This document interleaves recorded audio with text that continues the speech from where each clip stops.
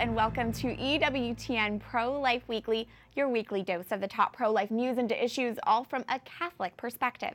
I'm your host, Kathryn Hydro, in our Washington, D.C. studio. Thank you for joining us. In this week's show, we are naming names on which Catholic senators voted against a ban on infanticide.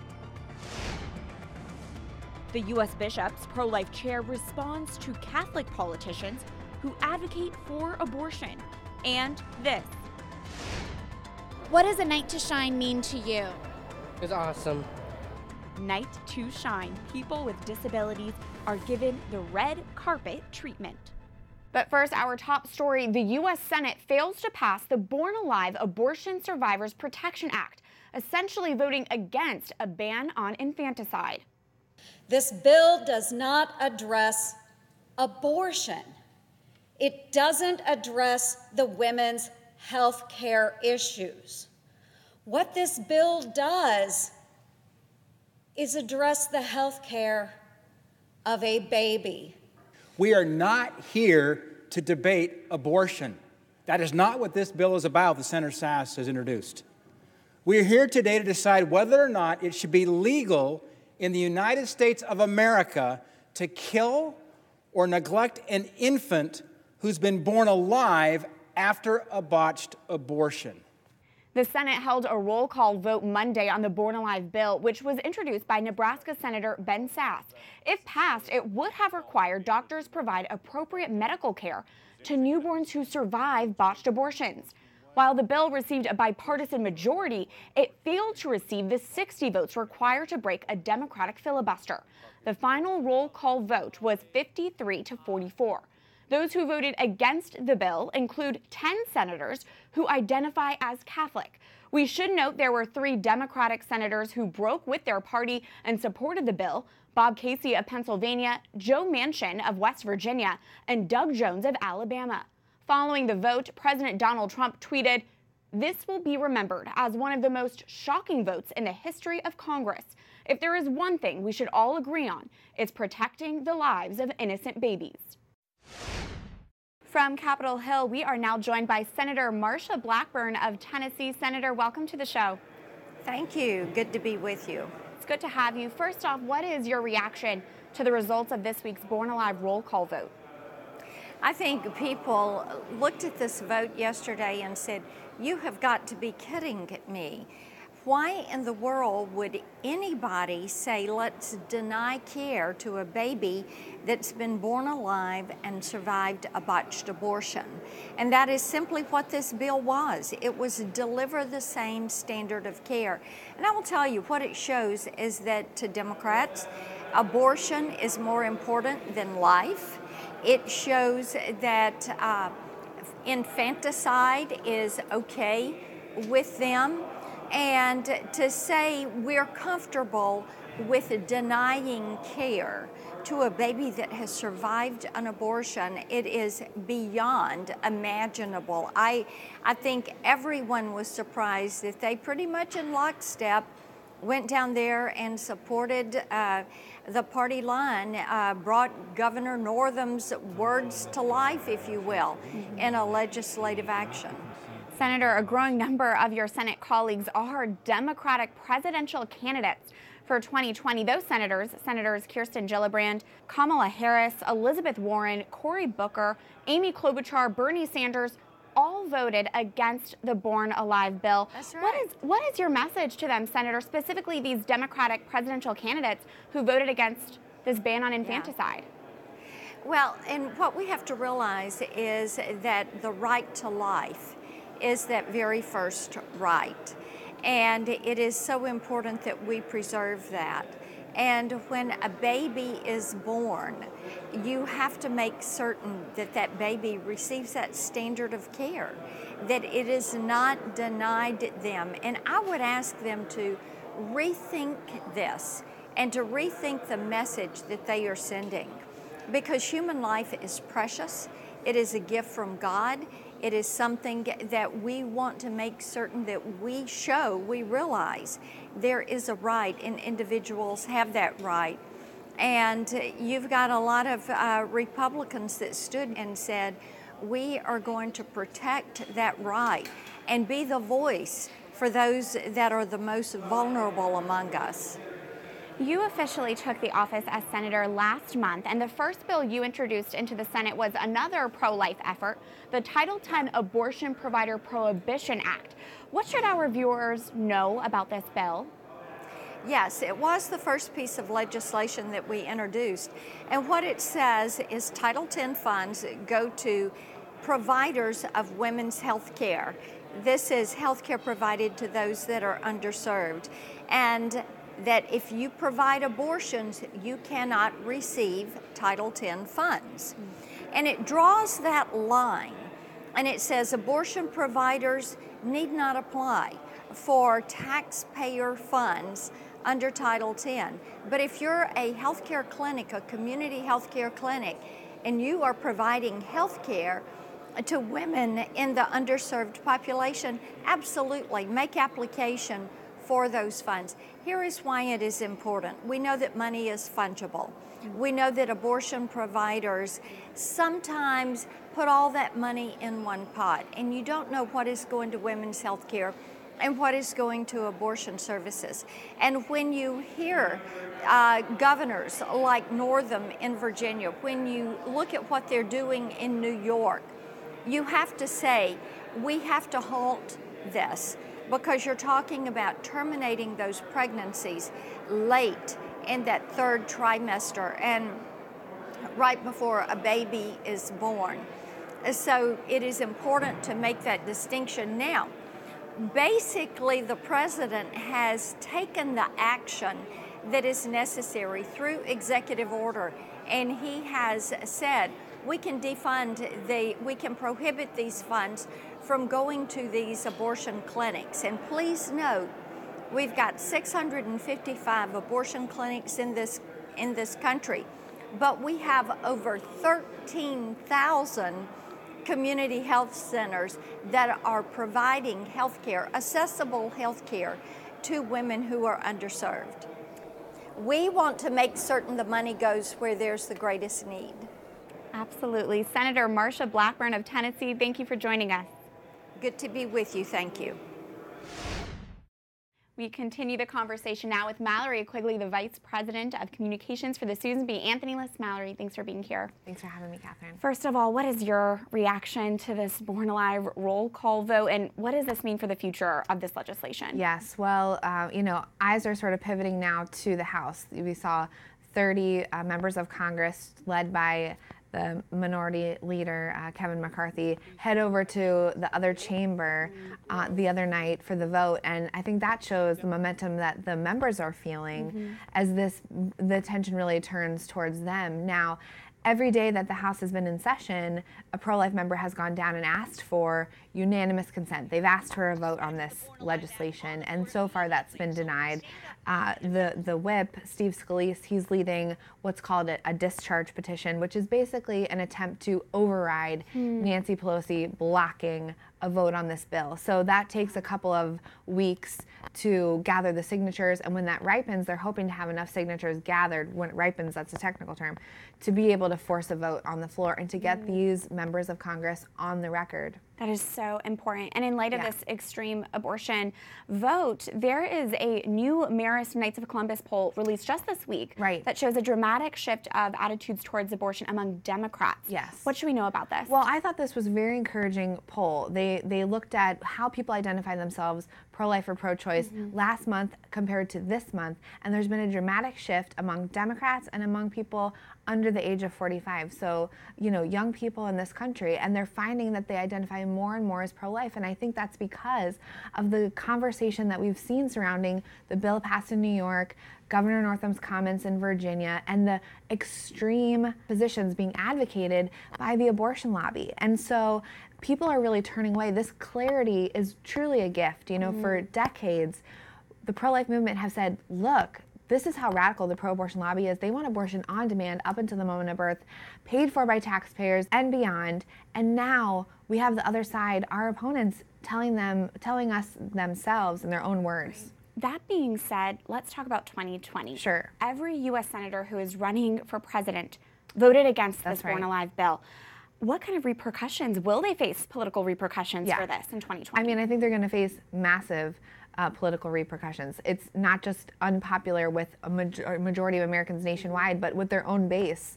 It's becoming more and more unpopular with their own base, as we saw in that Marist poll. SBA did a poll earlier this month. 77% of voters support the Born Alive Abortion Survivors Protection Act. Wow. Only 9% are opposed. So I don't know who Bernie Sanders and Kamala Harris and Cory Booker, who they think that they're going to represent, but it's a very small minority, and people are going to remember this level of extremism.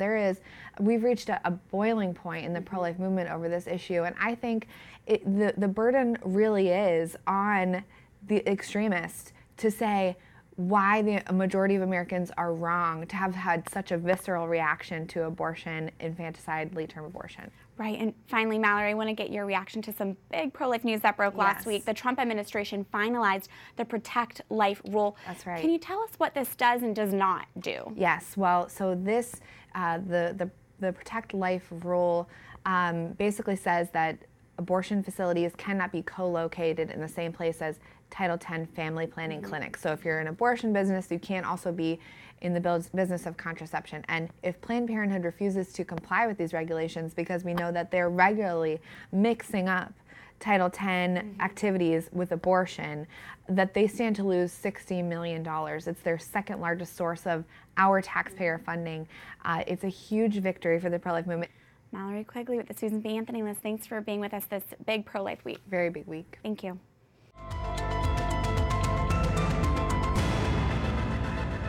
The U.S. Senate this week rejected the Born Alive Abortion Survivors Protection Act because it did not meet the 60-vote threshold to break a Democratic filibuster. If it had passed, the bill would protect newborns who survive botched abortions by requiring they get necessary medical care. To be clear, this bill doesn't have anything to do with abortion. This is about newborn babies outside of the womb. That's why it's especially shocking and extreme the Senate could not pass this common sense bill.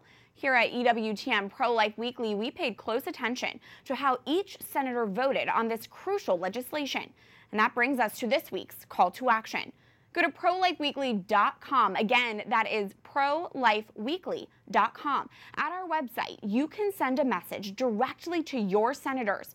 Depending on how they voted, the message will either thank your senators for voting for the Born Alive bill, or the message will tell them how disappointed you are that they voted against this ban on infanticide.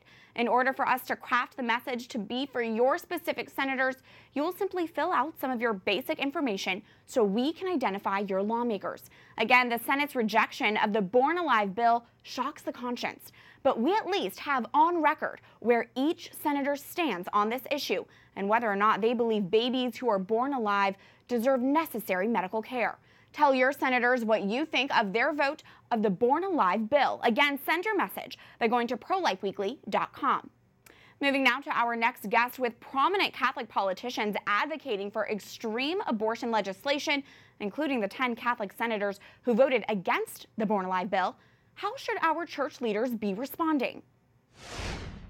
Joining us now from Kansas City, Missouri, is Archbishop Joseph Naumann, the chairman of the U.S. Bishops' Conference Pro-Life Committee. Your Excellency, welcome back to the program. Thanks, Kathryn. It's good to be with you and your viewers and listeners. I appreciate it. First off, what is your reaction that this week the Senate failed to pass the Born Alive Abortion Survivors Protection Act?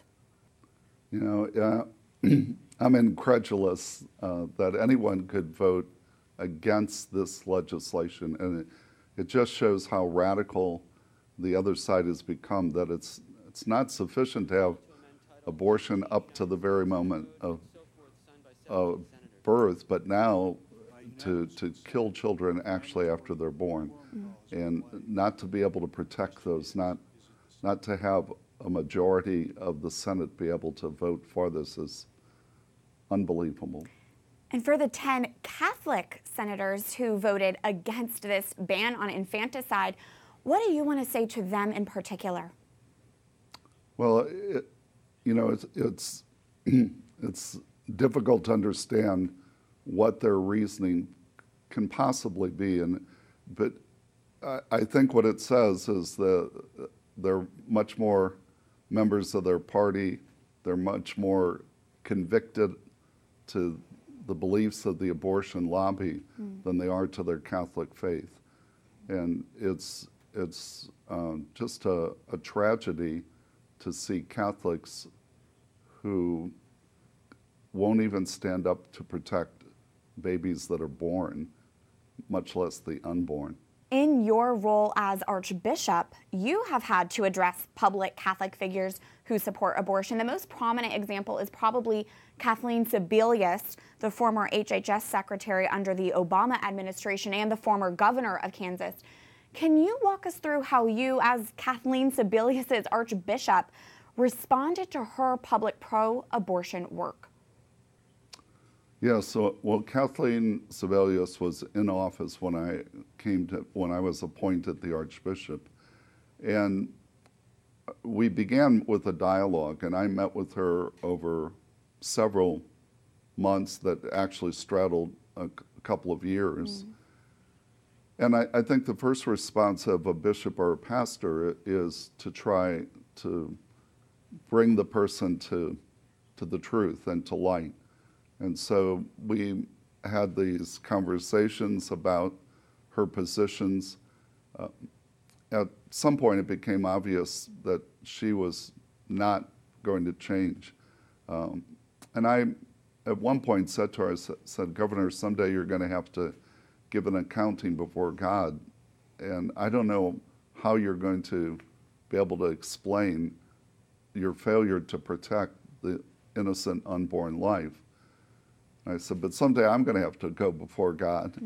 And if you say, well, I didn't understand, this was never explained to me, then I'm going to be in trouble. And I said, I'm not comfortable with that. So I want to make sure that you understand the moral gravity of what you're doing.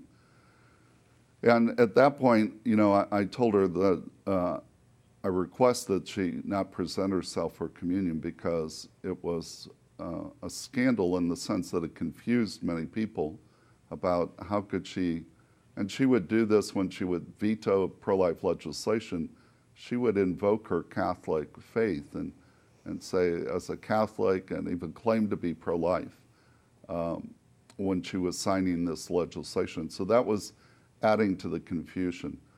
I told her I didn't want to necessarily publicly embarrass her, but I requested she not present herself to communion. She didn't abide by that, and then after that, that's when we made it public that she was asked not to, and I wanted to put the burden on her rather than the communion minister. You know, I think that's a difficult position to put our priests and our lay communion ministers in, that they have to decide on, at a moment, am I supposed to give this person communion or not? So I think since it became public, she has, as far as I know, she's honored that. Archbishop Joseph Naumann, the chairman of the U.S. Bishops' Conference Pro-Life Committee, thank you for joining us again on EWTN Pro-Life Weekly. Thank you. Thanks, Kathryn. Thanks for your work. When we come back. What about the dancing? Me! Me too. Me too. From the red carpet to the dance floor, people with special needs are given a night to shine. We have the story. Stay tuned as EWTN Pro-Life Weekly continues after this break.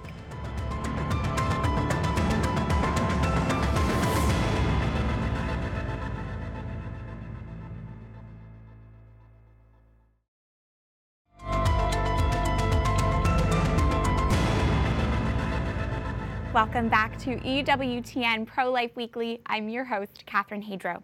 This week, 10 Catholic senators voted against the Born Alive Abortion Survivors Protection Act.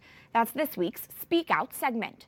As we've reported, the Born Alive bill would have required that babies who survive botched abortions receive necessary medical care. But this common sense bill did not break the Democratic filibuster, failing to pass the U.S. Senate. Out of the 44 senators who voted against this bill, 10 of them identify as Catholic. And we are naming those senators right now. The senators who identify as Catholic but voted against the Born Alive bill are Senators Maria Cantwell, Dick Durbin, Kirsten Gillibrand, Tim Kaine, Patrick Leahy, Ed Markey, Catherine Cortez Masto, Bob Menendez, Patty Murray, and Jack Reed.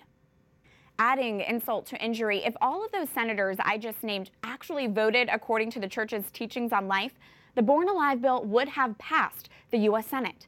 The Catholic vote would have made the difference on whether or not the Senate is on the side of protecting babies born alive. As Catholics, we are called to stand for the dignity of each and every human life at all stages. So it is especially scandalous when Catholic politicians are not on the side of protecting the weak and most vulnerable, our youngest members of the human race. To the 10 senators who identify as Catholic and voted against this ban on infanticide, I pray for courage. Courage to one day stand up against your party's leadership. Courage to use your position as lawmaker to protect the sanctity of human life. And courage to pave a way of truth in a time when truth gets twisted. You cannot check your Catholic identity at the church door and block it out when you're in the Senate chamber. No, we need you to harmonize your faith with your work, because your role in the government is above all an exercise of virtue. And if you are not going to do that, stop using your Catholic faith as some tool to appeal to voters. Your faith must inform your work. St. Thomas More, patron of politicians, pray for us. And remember, there is always something you can do to counter today's culture of death by following this week's call to action. Go to ProLifeWeekly.com to let your senators know what you think of their Born Alive vote this week. All too often, people with disabilities or special needs are pushed to the margins, brushed aside. But one ministry literally rolls out the red carpet for young people with special needs so they are front and center and have a night to shine. Here's this week's ProLife Focus.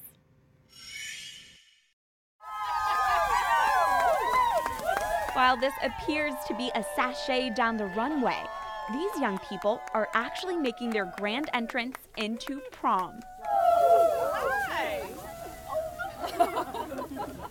Yeah! Woo! All right. For its 5th consecutive year, the Tim Tebow Foundation held its worldwide Night to Shine event the Friday before Valentine's Day. Hosted by more than 600 churches across all 50 states and 24 countries, Night to Shine is a prom night experience for young people with special needs. All Saints Catholic Church in Virginia's Arlington Diocese was one of those churches, where it's estimated more than 100 local guests attended, with even more people coming to volunteer. It's our favorite night of the year. This is only our 2nd year doing it, but it has been awesome. Night to Shine is the total prom package and beyond. Guests get to begin with a spin in a limousine. Ah, I seen that. That's awesome. Oh my gosh, they changed color. What? I'm excited. More excited. After a limo ride, Night to Shine literally rolls out the red carpet, where these special guests are greeted by their own positive paparazzi. Young women are then pampered by makeup artists. There are shoe shining stations set up for the gentlemen. And in true prom tradition, everyone receives either a corsage or boutonniere. I felt great tonight. Each guest is paired up with a buddy volunteer. I just have to show up and, put on a smile, make sure my buddy has a good time. That's all I'm here for. After posing for pictures, the real party begins. I come here tonight to dance and have a party, have a good time, have fun. And let's party! What about the dancing? Me! Me too. Me too. From the dance floor and beyond, it's obvious these guests with special needs can teach us all some lessons. This event really promotes the culture of life. It really celebrates life, and it celebrates everybody's gifts in all different ways. So a lot of the attendants here are very gifted in ways that we aren't, and it's so great that here we're all together. We're a community, and it really brings everybody together. So this sister pair came to volunteer as buddies, inspired by their own sibling with special needs. Well, our sister has special needs, and she really just brings so much joy to our lives, and our lives would be so much worse if she wasn't here. And so just being in a room and a community filled with all of these really special people just makes my heart just overwhelmed with joy. you have your own crosses in your life, and these people have a way bigger cross than you, but they're so much more joyful, and because they carry it and they just lead you to Jesus. It seems at times that Night to Shine is more of a gift to the volunteers than to the attending guests.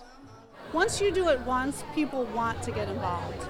So we had a huge number of people. We didn't even have to go searching for volunteers. They flooded us. Once they heard it was coming again, they ran to us. What does a Night to Shine mean to you? It's awesome. But I love seeing everyone having so much fun. It's just an awesome time. The night's highlight is always when the football player founder makes a special video announcement. What's up, guys? And every guest is crowned as king or queen of the prom. A reminder of how beloved they all are. What does a Night to Shine mean to you? Being beautiful. Fun. Be beautiful.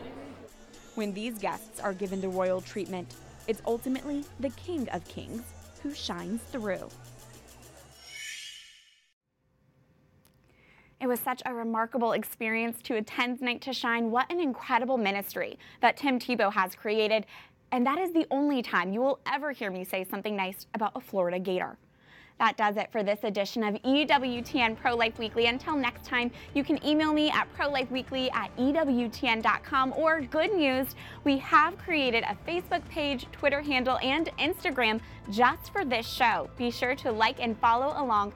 Simply search for EWTN Pro-Life on all of your social media platforms.